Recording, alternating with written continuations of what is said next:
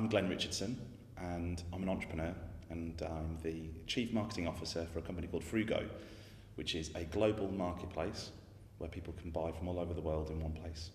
Well, I came to Barrow in foster care. I actually grew up in Brook Street, which is near Parkview, and that's exactly the school I went to. I was in foster care because I lost both my parents, my mum to cancer and my dad to suicide, which is the reason I was in care. And school was difficult for many different reasons. I guess mostly because I was bullied, and because I was in care, I think that was quite an easy thing to pick on. My ambitions at 11 were quite skewed, I would say. But I did actually find a very keen interest in computers. Looking back, I would say that that's what I was thinking about doing, was trying to find a career in computing. The key defining moment was for me, I went to the library at Parkview, and there was one computer at the time. And I did a poster, and it said Glen's room, and I kind of put like a colourful border around it, and I used different fonts and stuff. And I was pretty proud. I thought it looked quite cool, and I figured out how to print it, and it was all in colour. And I took it home, and I stuck it on my door to my room, and my foster carer, Gaz Moses, he was so encouraging.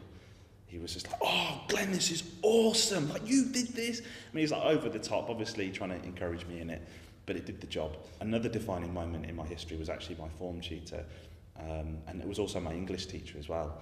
I was in the bottom set for English, and he was convinced that I could do the top set exam. If he hadn't have encouraged me to do that, and he did enter me into that exam, and I actually came out with, I think it was a B and a C, because there's 2 grades at the time, English literature and language. If it wasn't for him pushing me, I would have never done it. And I don't think I would have believed in myself. Events in our lives are all relative to our situation. And I would say that most kids kind of go through something that is traumatic. And it doesn't matter if it's as equivalent as losing your parents or not, it's still just as traumatic. So the biggest obstacle for me was to try and focus at school, which I found really difficult. I was out of school for a year before coming to Parkview, so I wasn't schooled as well. So that was really difficult. But I guess the biggest obstacle for me was myself, because it was a case of you either deal with it and you knuckle down and you get on, or you just say, look, you know, I'm a waste of space, and you know, what am I going to achieve? You know, I'm in foster care. You know, I haven't even got any parents. You know, I'm skint. I'm on a council estate, and there's a stigma attached to lots of different things when you're different. And there was a stigma attached to me being a geek, somebody who was, you know, somebody who was IT literate, which is funny because most of the skills that I possessed at that age made me different.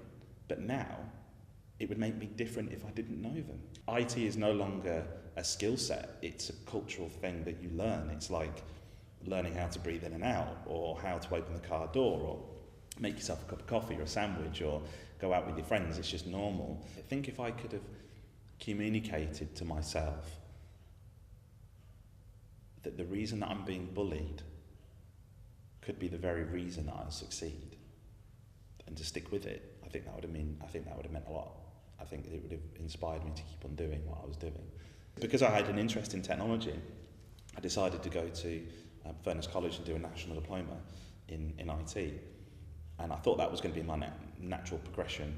Education is for some people. If you want to be a doctor, then you have to. If you want to be an architect, you have to. There's certain things that you have to, for there's certain careers that you have to go down the whole education route, but there are some careers where you don't.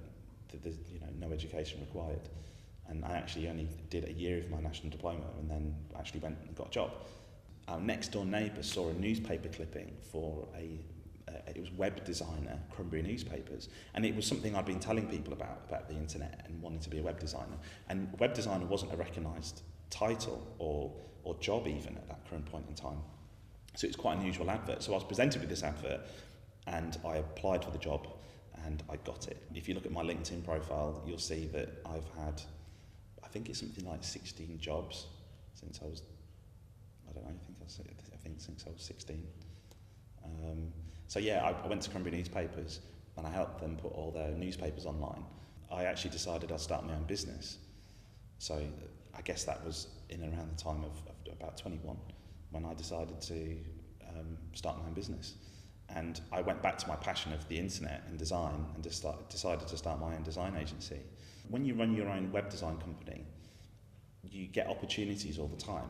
So there's entrepreneurs who want to have a website built, and this is the typical pitch. You know, Glen, we can't really afford to pay you. Would you be willing to build it for us, and we'll give you equity or shares in the company? I decided to partner with those types of people and say, well, how about I come on board as a part of the business and also have my team develop technology, and we'll run the company together.